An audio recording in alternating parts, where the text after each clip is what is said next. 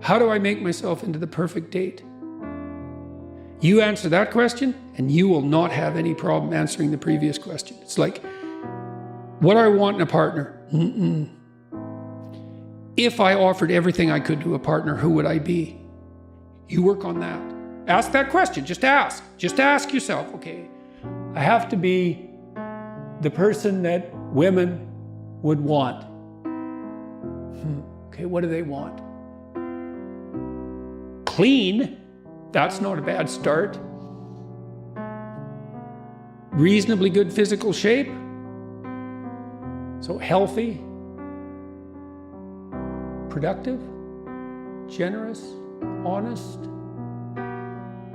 willing to delay gratification. So you dance with a woman. It's like, what's she doing? What are you two doing? Well, it's a pattern.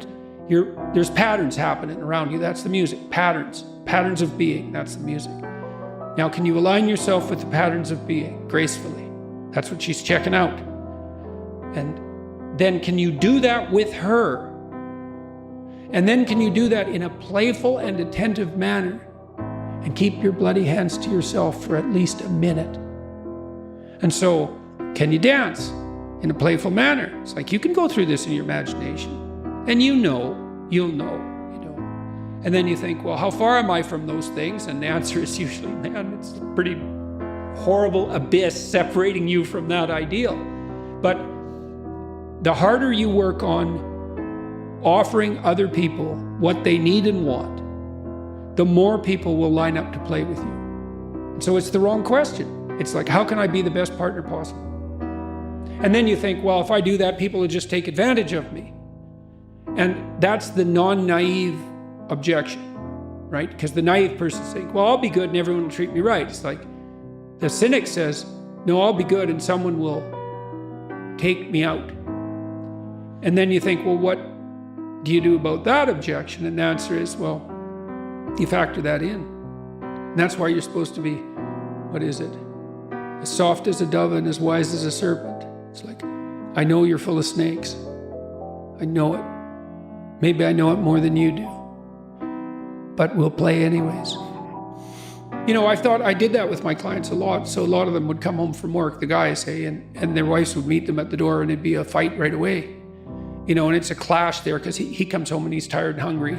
He's worked all day and he's hoping that, you know, he gets welcomed when he comes back to the home, but then the wife is at home and she's been with the kids all day and she's tired and hungry and she's hoping that when he comes home, he'll show her some appreciation for what's happened today. And then they clash and then they both have problems to discuss because they've had their troubles during the day. And so then every time they get together, they are not like it's a bit of a fight for 20 minutes and then the whole evening is screwed. And so then you think, okay, here's the deal.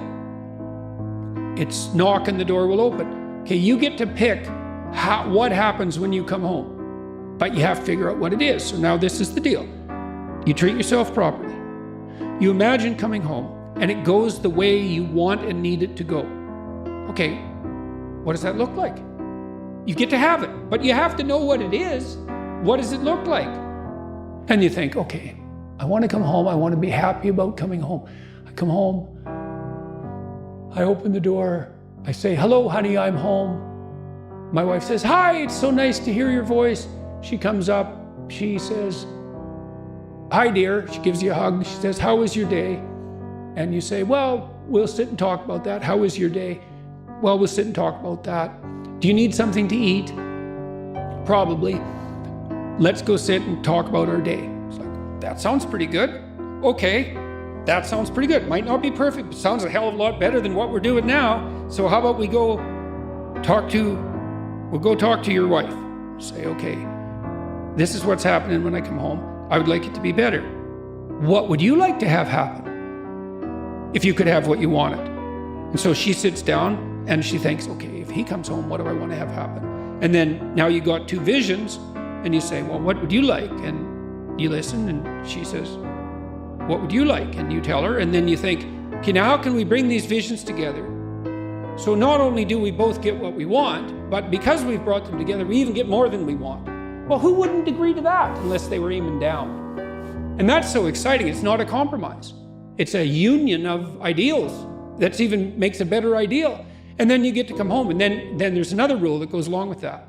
which is, please, dear, have the grace to allow me to do this stupidly and badly while I learn at least 20 times.